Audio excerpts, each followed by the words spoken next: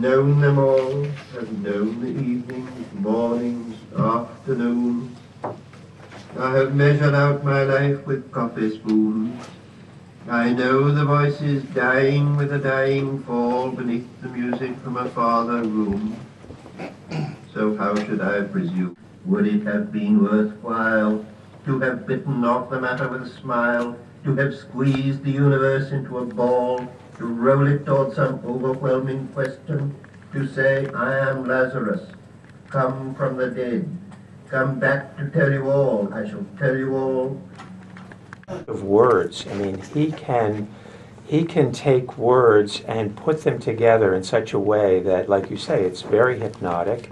On the other hand, I begin to ask myself, especially when I listen to him, is, what is poetry, and how is it different from reading a novel?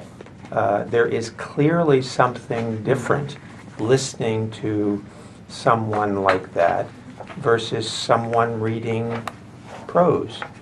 Well, one of the things, of course, sorry to interrupt, on that, the objective correlative notion that he creates these images, the cat going around the house or whatever, and it's just image after image, the downy hairs on the arm and so on, and each of those images can invoke some emotion or some, and of course in a novel you want to get it all out there, you want to get it just the way it's supposed to be, not to let the reader create the story, but in the poem you want to get the reader to make his own story.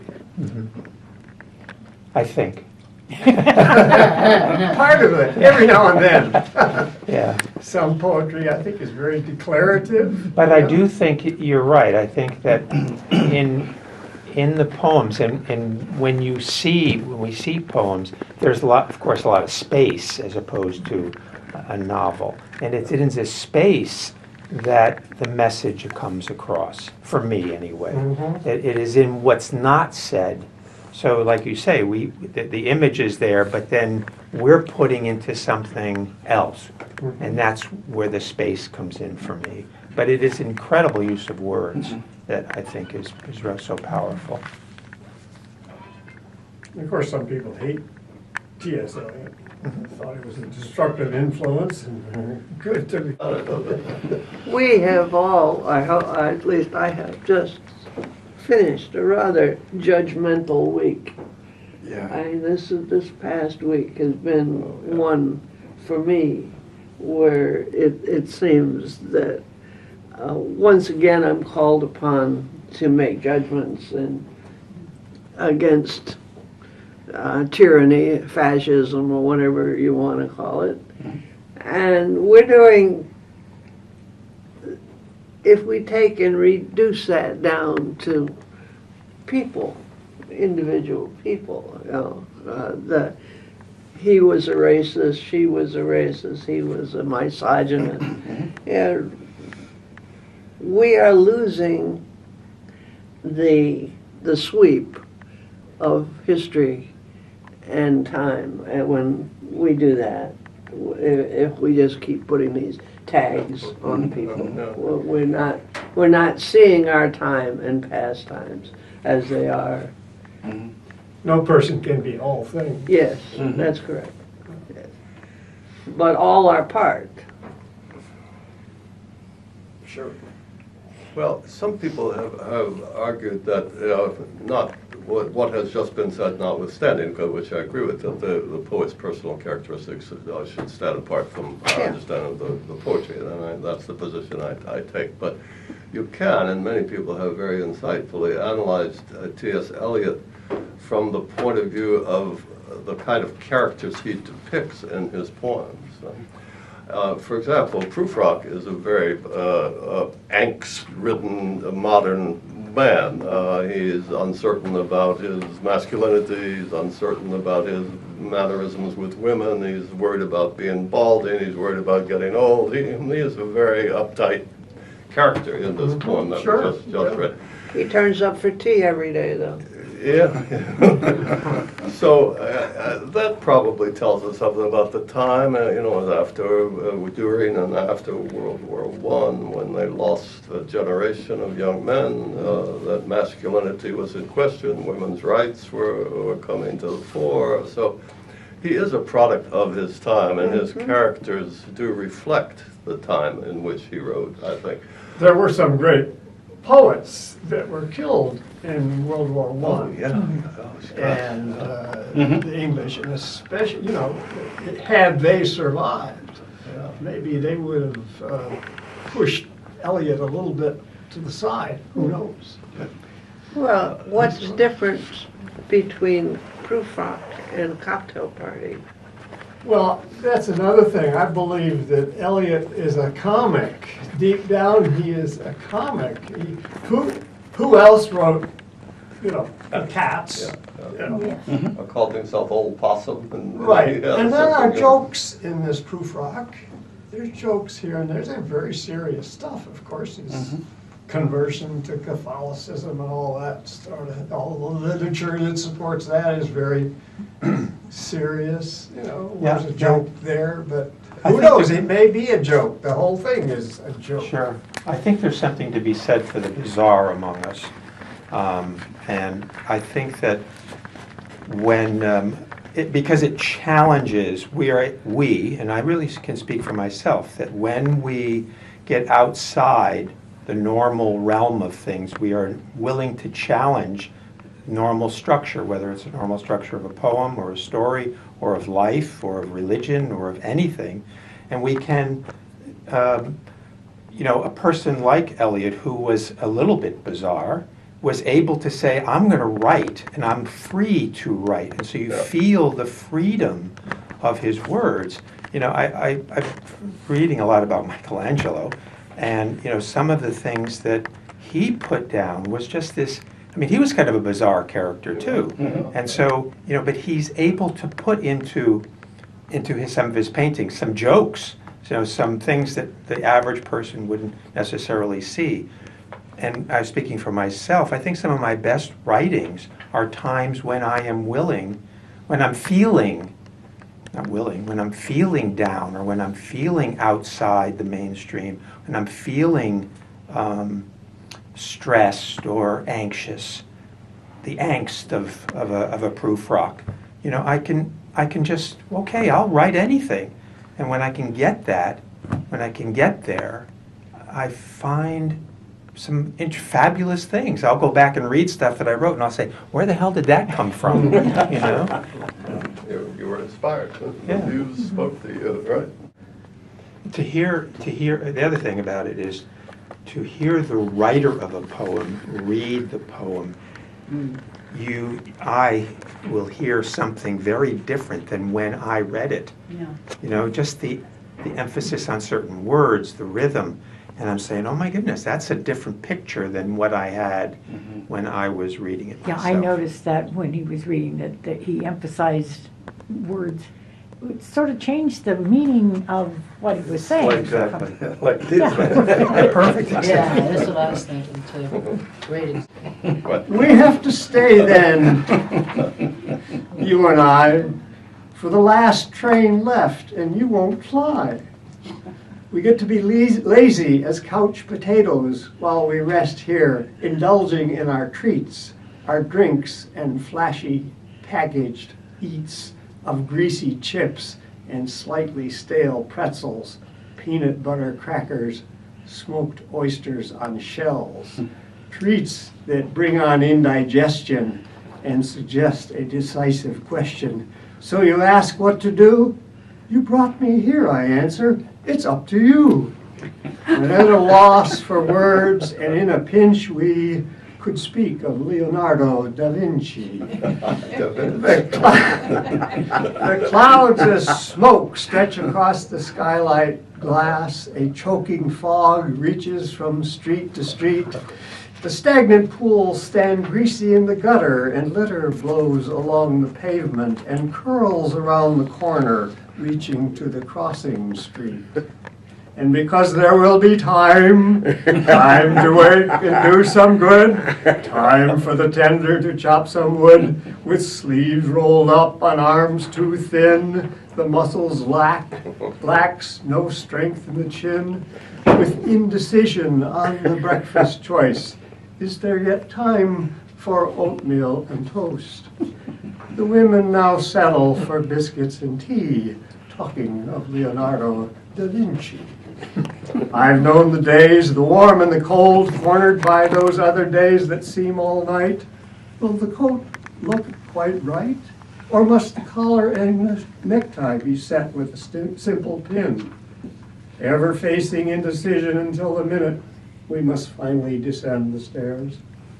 I could have been a lizard crawling across the desert sands, curling up in the cactus shade when the afternoon peaked. Should I have been careful to avoid being speared and hung on a rusty fence? Would it have been worth it after the beer, after the tall, cool stein, after the dancing at the ball? Would that have been it? Would have that been all? After the comfort, after the smiles, after the cupcakes and the poetry, would it be worthwhile? Is that what it was meant to be? The women now settle for biscuits and tea, talking of Leonardo da Vinci. I was not King Edward, nor was meant to be. Romance had never captured me, thoroughly useless as a lord, politic, obtuse, all but ridiculous. Now my hair is thin, my trousers worn, my dentures clatter when I try elegantly to speak, and spilled gravy disgraces my tie. The ladies don't ever hear my song and never rush to me. I seek respite with a walk along the shore. The waves rush in, bearing jellyfish and seaweed, and I'm tangled as the nautilus is chambered. The voices airily repeat, "Are you bound? Will you drown?" Bravo.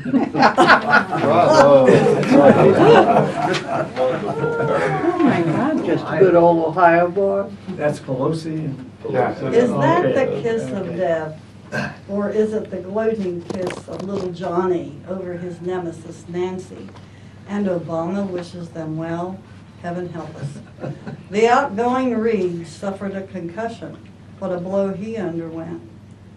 Reps 246, Dems 188 seats. How did this happen? Big dirty money? Nope, of course not. Oh, God. And then the second one, infinity. Sometimes when I think of where I am on this planet, circling our sun at such great speeds in one universe of endless universes that go on, perhaps forever, I am amazed. Further, within each of us, many universes, far inside, beyond our imaginations. No wonder we amaze at what we may be. We are astride this universe, perhaps forever. That my Prius battery has to be replaced, Oh. and deciding whether to spend the money there or go get another car or whatever. So next time I will have that one finished and some others, but I just, That's what I put it on. How costly are these Prius batteries? $3,110. Well, That's the for a $10. For a battery? Oh my God, that is. It's a big battery. It's a very big battery. So how long has it lasted? How many years, how many months? Sic transit gloria mundi. They fill these young zealots' eager minds with noble, prideful images of all kinds of martyrdom and sacrifice and all, till each one feels he has heard the call. In all this, one detail's left unsaid. To be a martyr, first you must be dead. Then wait a month or so, or maybe two, and when a name is mentioned, we say, who? The field's too crowded in this martyr's game. There have been so many, what's another name? Each in so many pieces, most too small to save, there's little chance to have a martyr's grave. I've asked before and I will ask again. Where have all those ranting leaders been when the roll call comes for volunteers to wear the vest to confront the fears that must hover just behind the eyes of each youth whose turn has come, who dies? Good question. Yeah, so you've been reading the news. Yeah. Well, that's always the case, huh? It's Yeah. the old men and the old women who send young men and women out to die in wars, Right. and they don't fight themselves, they just urge others to go do it. But the name will be in lights in the hereafter. Their families get money. The name Yeah. of the martyrs will Their be in families lights. do get money, usually. I- Hereafter. That's just a way for people to send them out. Yeah. It doesn't justify they're sending these people out to blow themselves and everybody else up, or to shoot them, or whatever they do. Their families getting money does. Do you think the mothers say, "Oh, it's okay that he blew himself apart. Actually- I got some money." In parts of the world, the mothers are proud. Well, I know they used the Spartan mothers used to tell their sons to come home carrying your shield or on it. Yeah. Yeah. I wonder how a 10-year-old girl feels as a suicide bomber. Yeah. There was Like in one utilized Nigeria. the other day. Yeah. What is suicide to a 10-year-old girl? It's not really suicide, because suicide is the killing of one. We No, need it's to call, killing of self. yeah, it's what that's the suicide definition means, of suicide. But their intention is to kill other people, and Right. as many as they possibly But can. you- So we should not call it a Imagine the suicide life of bomber. that 10-year-old girl before they put the vest on her. The what? Imagine the life of that 10-year-old girl before they put the vest on her. Death might be the best thing that could happen to Yeah. her. And what she learned, Yeah. what Yeah. she learned, I how don't she think learned it's it. intellectual in any way. The happy form of slavery, being a suicide bomber. This is sick, It's just Sick. always sick, yeah. beyond sick. Yeah, the poem raises a lot of questions for me about the life and death of soldiers, because, in fact, in the war that we are supposedly in, many of the people who wear those suicide vests see themselves as soldiers. In the same way that we, in this country, send our people, in many cases knowing that they're going to die, to kill other people. So it is, and the idea that they're going to come back a hero, and we're very proud of them that they died. So, I mean, the whole insanity of this goes both ways. It's not just the insanity of the suicide vest wearers. It's the insanity of what we do. I remember the one quote about, we drop a bomb and kill 20,000 people and we call it a success. And if I shoot you, I'm going to be convicted of murder. I mean, it's the insanity of all of this. When a bomb goes off and body parts fly apart or explode so completely there's nothing left to sew back, and a human being, God dwelling in like no other, dies like a dog in the onslaught, and a nation watches TV in real time, jaws slack, uncomprehending even unfamiliar evil, and people wonder who could do such a deliberate thing to care so little for so much. And if the terrorists aren't already dead, of them who God lives in too, however oddly jammed, someone will ask, what was your point, please? And if there's a juried trial, special social justice asks, are you a death penalty believer? And if the answer is no, tripping the trap door to quick exit, we help ensure the preferred popular solution. And yes, it is all very legal. Life is too sacred not to punish those who would take another life.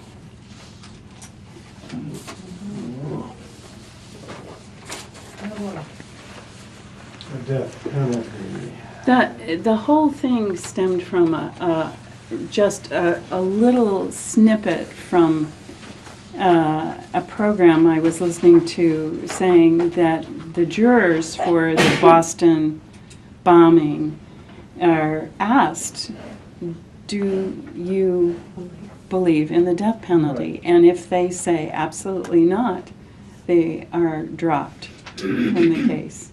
Talking about state-sponsored terrorism. Yes. Yeah. You know, I mean, I think that the death penalty is state-sponsored terrorism. I mean, it's Yeah. really, and when you have, you know, when you have people on death row who know they are going to die at some point, but do not know when, they are literally terrorized. They're terrorized knowing, is my day now, or, you know, I mean, it's, and, you know, we throw that word out there, state-sponsored terrorism, in terms of terrorists, but, you know, you have to just, I think you've asked a lot of some good questions. I wondered why they didn't include China in that announcement, because it's certainly an industrialized country at this point, unless they're considering it still second world or third. Well, they want to present themselves that way because of other reasons, but you know, it's the second most powerful economy now. Yeah,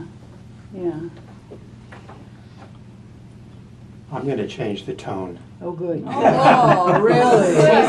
Take us I away. want to go back to T.S. Eliot, and I also wanted to go back to my poem from last time I was here anyway, in which I wrote about the power of poetry to bring people together. And then I remember that some of the criticism of T.S. Eliot was that he was an observer of life, that he really didn't, you know, he would sit and watch people and he would observe as opposed to interact. And I felt like some of that on myself as well. So I wrote a poem about poetry, about writing, again, but with a little bit of a response to my poem from last time and a little bit of a response to T.S. Eliot. And it's called Touching Space.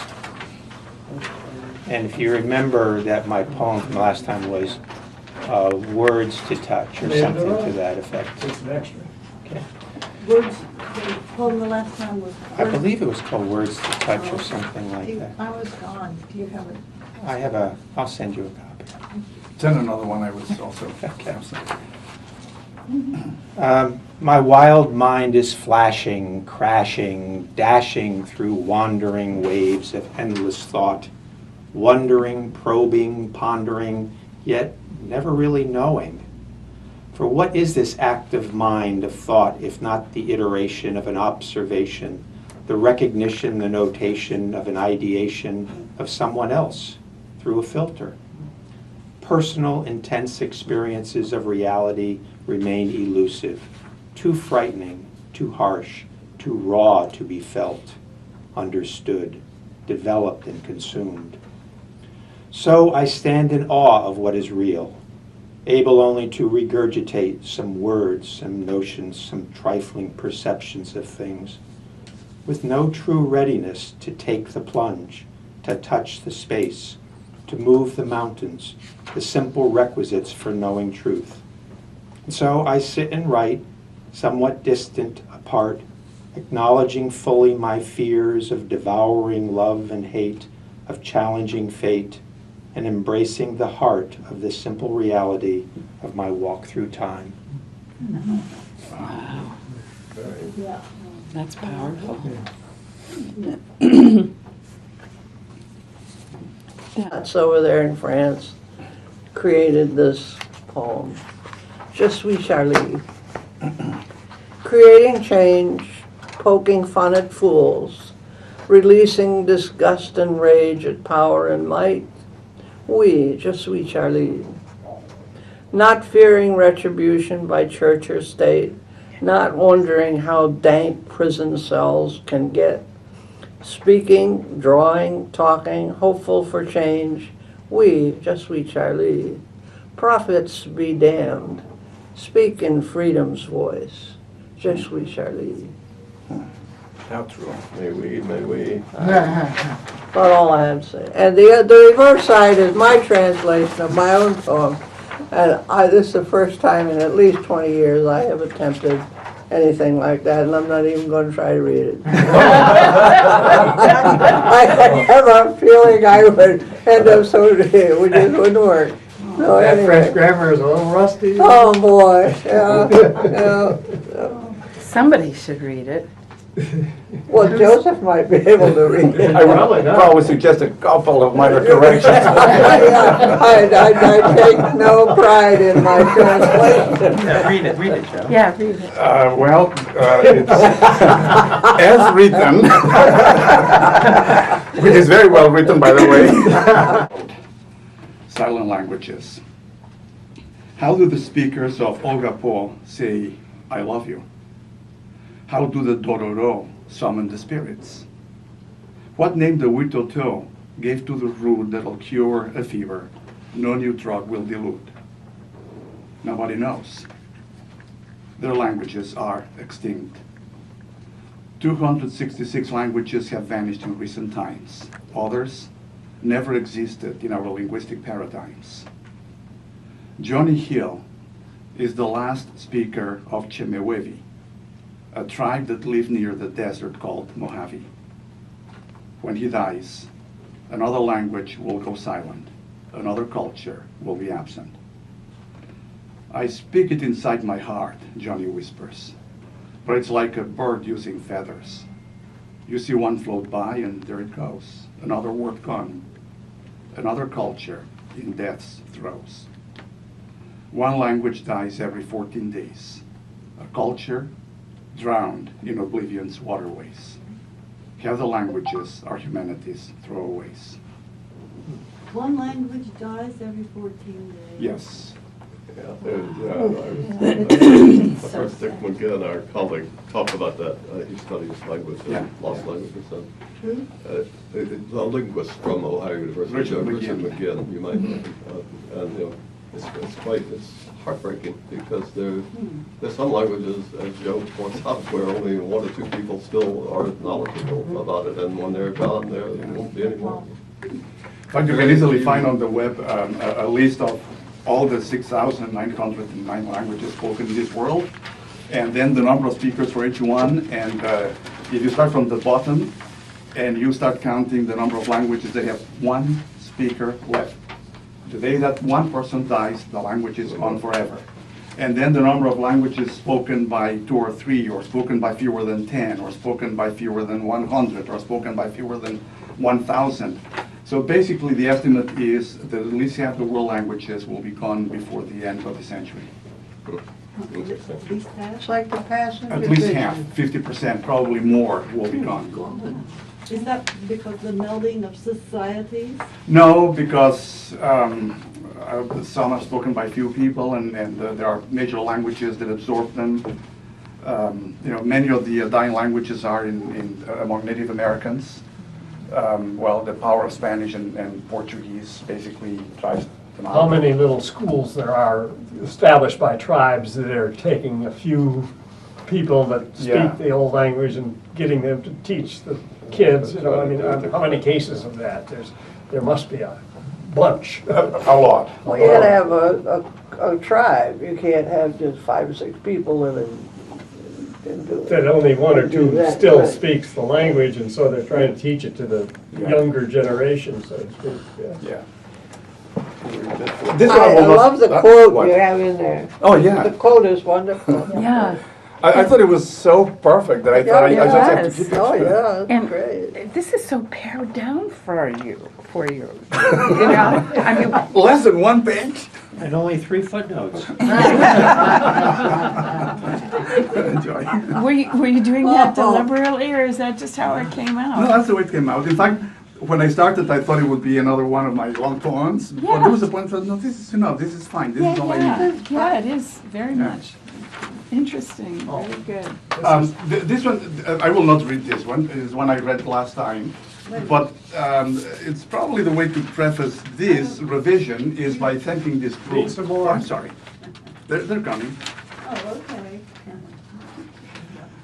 It's thanking this group. I'm so happy that Marianne and Felix invited me to join, and everybody else accepted me. So thank you again. It's really a wonderful group to be a part of. And one of the things that I like, and especially I experienced that last time we met, the feedback you all gave me was wonderful. So thank you, Joy, and others for your comments, because they were right on the mark.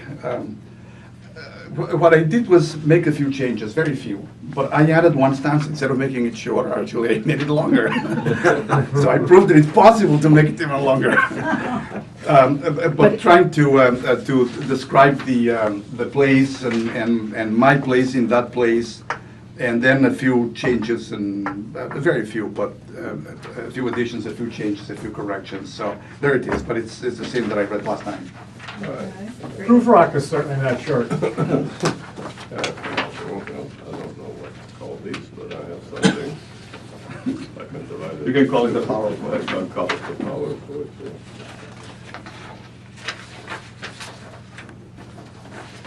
Maybe simple to make it kind of around quicker. It has two sides to it, but does everyone have one? Well, this is what you sent. Yeah, well, the one on the other side, I'm not gonna bother with that one. Everybody have one? Not yet. You got one? I've got one. They're moving, yeah, slowly. Okay. On the other side, just to continue the Je suis Charlie business, I was struck by the linguistic similarity of Je suis Charlie and Jesus Charlie. So I was immediately struck by that.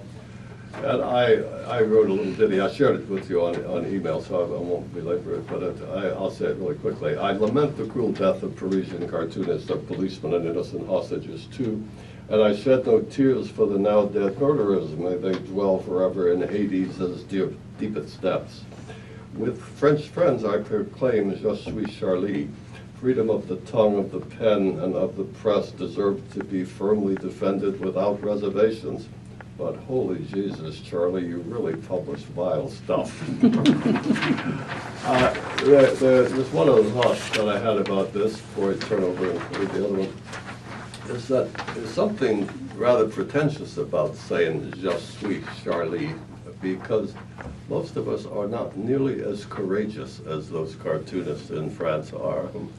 If we published anything like that harsh satire at Ohio University and the Post or the Messenger, it would be closed down before nightfall. And most of us deal with self-censorship of a very severe kind, sometimes official governmental censorship, including the damn French government, the home of liberty, fraternity, equality, because they closed down the antecedent publication of the publication that we're talking about. They had published, it used to be called the weekly Harikiri, and they published a satire of the death of Charles de Gaulle when he died, and they made fun of the great leader of the Fifth Republic, French resistance, and they closed them down. The French government censored them and closed them down. And they immediately, thank God, had the guts to start another one again. So there's a whole lot of pretending going on about our love of freedom. I wish it were more unbridled and pure than it is, but it's very hesitant in its application in most of us. Did you see or hear that David Brooks, is that his name, yes. the Republican who came out with this amazingly, I thought for him, statement. He said it on the Friday. Right. It's been cited and quoted and commented on a lot. What was it? Some of you. What was it? Go ahead. He said, you couldn't do it at most universities. They don't allow speakers on the campus. We cancel invitations all the time because we don't like what people say. As some of you know, my ex-fiancée, May Bonneau, who's a French Algerian. She's a Guédois. She was born in Algeria, from a French parentage, Caucasian parentage. Combat, right? Wasn't that the Camus paper? Albert Camus lived in Yeah, Algeria. the paper Yes, he started, indeed, yeah. protest paper. Yeah, of course. Well, anyway, she commented on this. We're still friends, and I correspond with her, and she said, the Algerians hate the French, but I said, no one. She says, as much as she loves Paris and French and has French blood, she says the Parisians have deep-seated racial prejudices. They're very strongly anti-Semitic, not all of them, but far too many of them.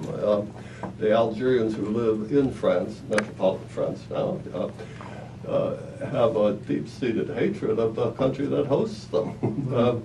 That gives them a job and welfare and education, and she says it's a tangled mess of hatreds and prejudices, and it's not time for anybody to stand up and say, look at me, I'm the hero of the hour. We're all bear the guilt of not church. That students have attempted to wear. And each time that those students have gone to the ACLU and demanded satisfaction and the right to wear a T-shirt of their choice, the university has backed down. So I speak to you. So you know. There are protectors of these freedoms out there. You can't just let the bastards get away with it.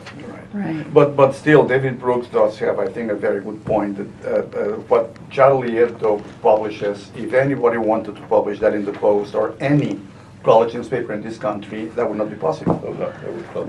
And vile though it may be, but the fact is, there is censorship going on in American academia, and Right. it's a reality we have to confront, and that's David Brooks' point. Political correctness Yes. movement. Professors are fired occasionally, and so on. Or harassed, or not promoted, or So sometimes fired. ask the librarians how many books she's asked to censor in a year at this library. Yeah. Well, the other side, on a somewhat more frivolous note, I think, I was inspired by it's a little like Tom's more serious approach to this, about people asking the question, what is the use of poetry? Seamus Haney wrote a book that Sven and I at least have read called The Redress of Poetry. It's a group of critical essays. It was asked the question, what is the use of poetry? What can it do? And what should it do? Should it be enlisted in the army for justice and self-righteousness, or should it be simply exist because it delights us, our inner spirit? Anyway, it's an interesting question. So I fantasized that I was a famous poet who wrote a magical poem. So here goes, an imaginary me. The power of poetry. Nearly everyone knows I once wrote that arcane poem entitled Love. It sprang from a powerful voice within me. As the mere medium of my muse, I can't claim any credit. I have to agree with those who say it was divinely inspired.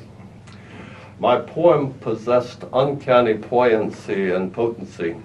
It made children happy. Ice-hearted men wept over it. Loudspeakers declaimed it with musical accompaniment. Upon hearing it, women almost always reached a climax.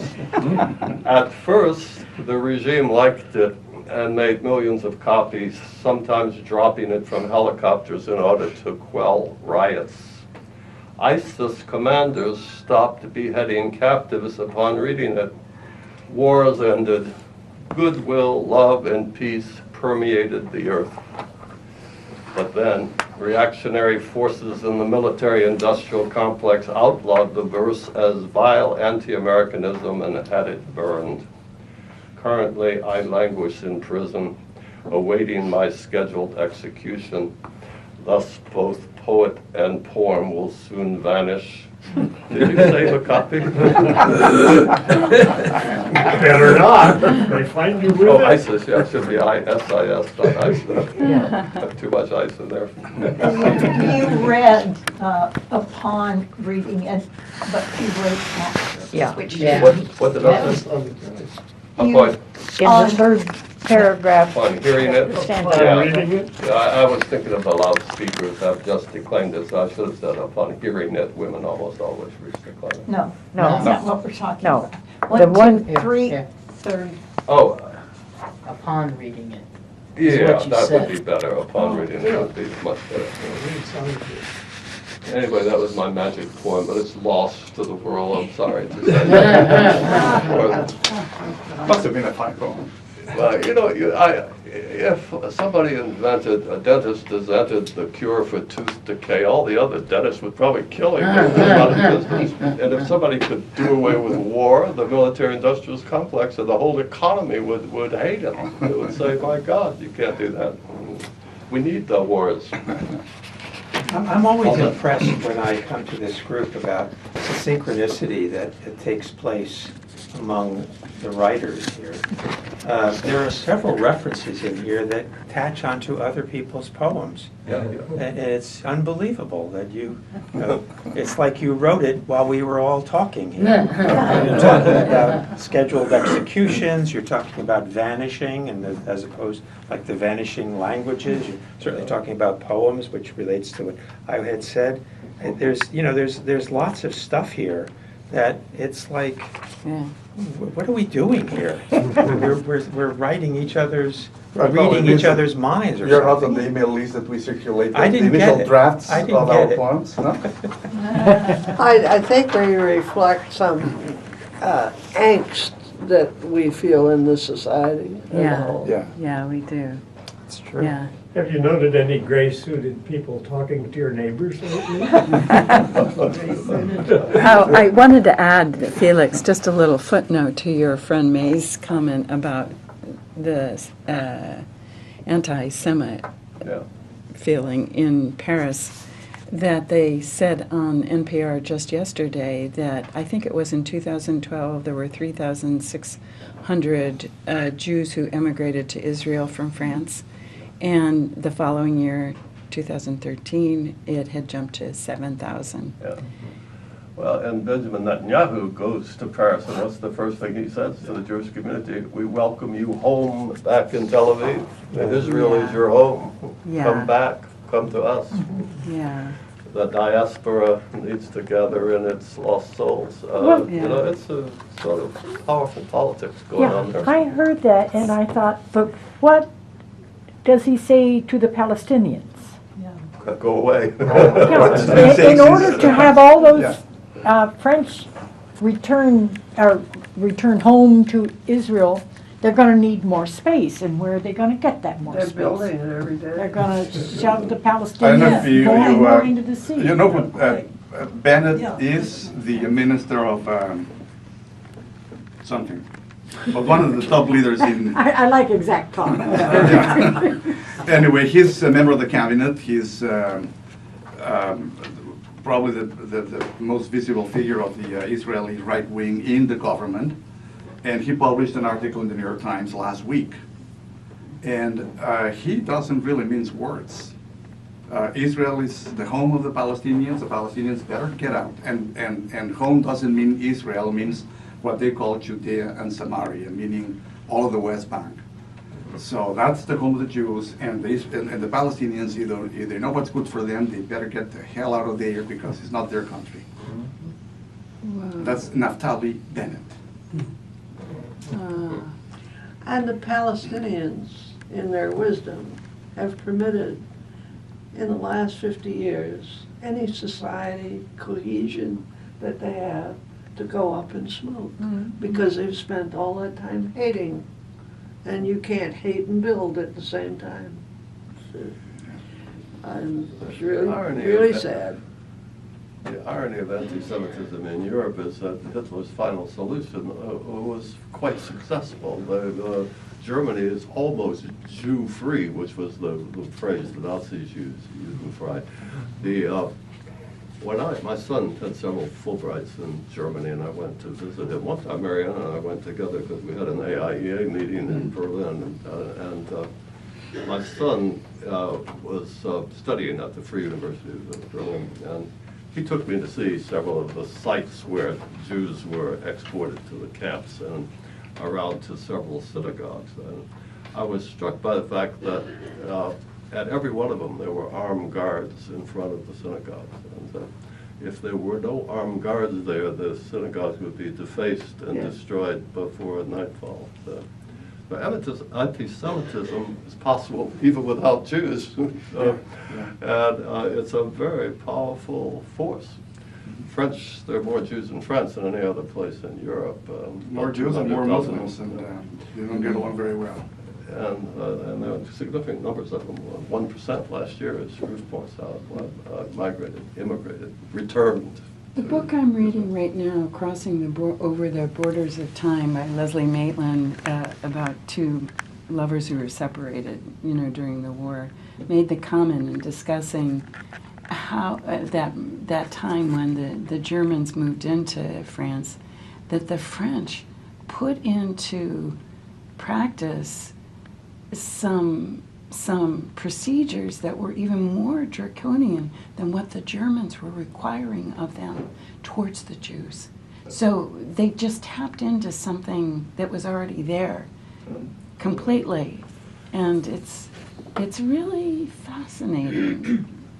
That scapegoat thinking that these are the cause of all of our problems, these Jewish people are the cause of all of our problems, when in fact, they probably haven't looked closely enough at their own lives and why they're not who they thought they were. And it still holds true. I mean, a war didn't end that.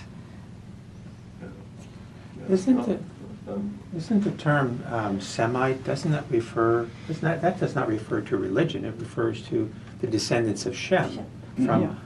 But so, in fact... It refers to the Muslim as much as... Yeah, exactly. The Semites are Palestinians as well as... Because, so when we talk about Jews or Muslims, we're talking about religions, we're not talking about peoples. And I think that sometimes we overlook that when we talk about anti-Semites. There is a prejudice against against people who have different colors or different. There's not a biological test to become an advocate for Israel or for Palestine or whatever it is. There's no biological test. People of all stripe can enlist themselves in those causes and hate happily. I think we should have the last two. I would like to move. Yes. Move on. You move that we move? Well, there's going to be a move, there's a shift. I had sent an email saying that there were a couple of topics that had been going through my mind, 3 different things. One was time, and the other 2 were friends and forgiveness. And some of my friends, I wrote about friends.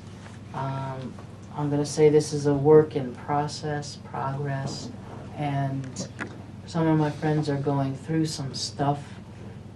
And one of my Chinese friends sent me an email that it just really brought back a lot of memories. This coming, let's see, today's the 13th, so this coming Thursday it will mark the 1-year anniversary of my returning to the States, but I did not return to Athens until March.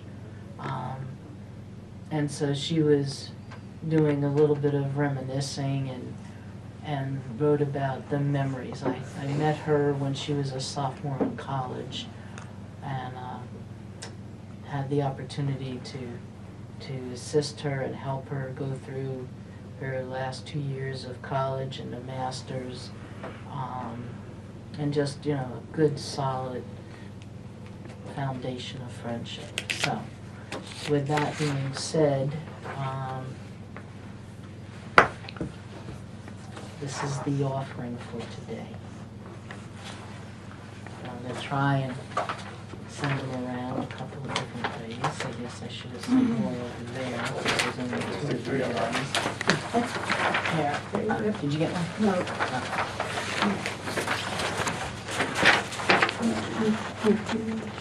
There should be. We don't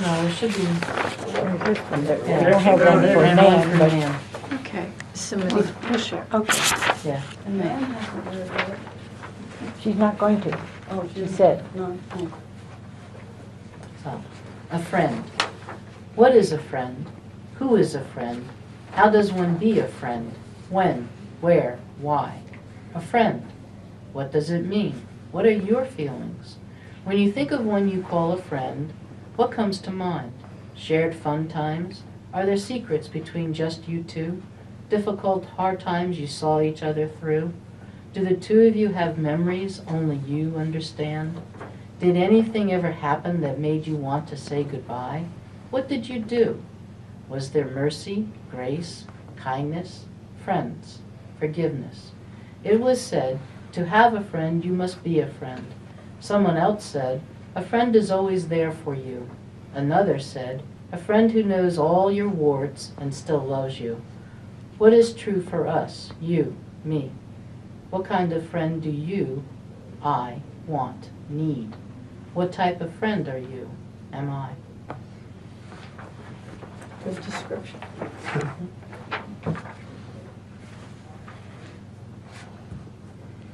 It's very friendly. Thank you. Makes me a little nervous, though. There's so many questions. That was deliberate. Yeah, yeah, yeah. And this about friendship makes me think about our neighbors, and sometimes they aren't neighbors or a friend. And it's a challenge to become a friend to neighbors. Let me tell you about my cherry tree. They didn't chop it down. They did. Oh, no. Your neighbors? Well, a person working for the neighbor.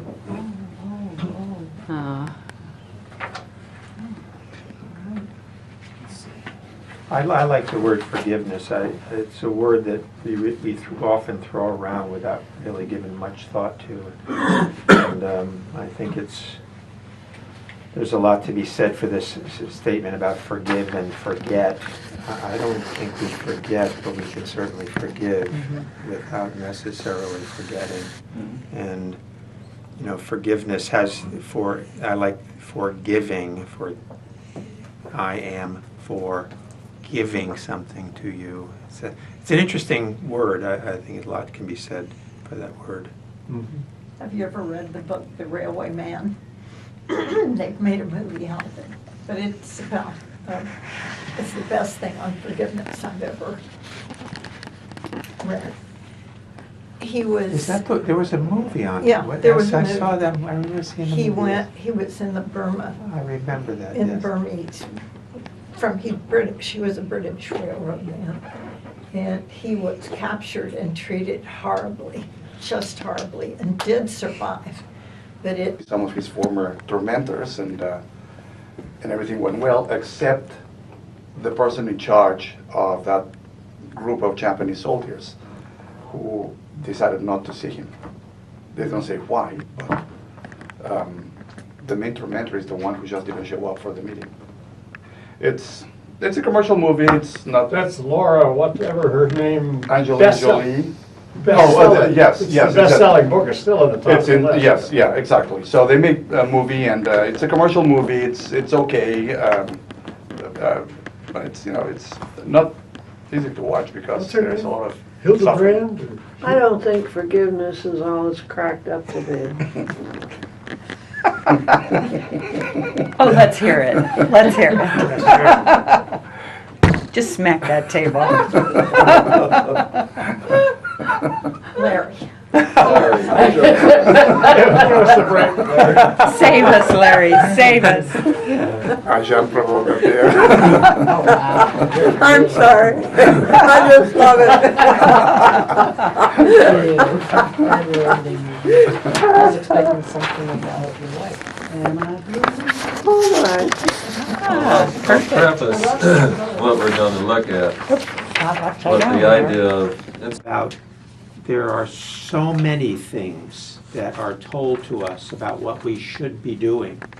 that it's often overwhelming, and I feel that sense of overwhelmness, if that's a word. Overwhelmity? Overwhelmity. Overwhelmity. Yeah, that's what I said, actually. Overwhelmity. But yeah, I hear the struggle, and I think we all want to do what is right or good or whatever that means for us. But I feel that there's some power in there that you could tap into about that struggle. Personal? Yeah. And I really apologize for sharing this with you because it is my struggle. Yeah. Well, in a sense, it's all of our struggle, and it's the classic 2 steps forward, 1 step back or something, or 1 step forward and 2 steps back. So that, conflict of well-intended trying, missing the mark, trying again and again. I mean, I don't see where it stops, not till the moment of maybe passing on to the next life. There's a very nice saying that my doctor practices, and that's do no harm. Mm-hmm. And I think that's what you need in this human condition of ours, is the sense that you have the power to do no harm. Sven passed me along a poem the other day, and I'd like to read it to us. I didn't make copies of it. It's called Lullabies for a Daughter. Go to sleep. Night is a coal pit full of black water. Night is a dark cloud full of warm rain. Go to sleep. Night is a flower resting from bees. Night's a green sea swollen with fish. Go to sleep. Night is a white moon riding her mare. Night is a bright sun burned to black cinder. Go to sleep. Nights come, cat's day, owl's day, stars' feast of praise. Moon reign over her sweet subject dark. That's by Jim Harrison, one of my favorite writers. If you don't know his poetry and prose, you should. And also his critiques of American cooking. Wow.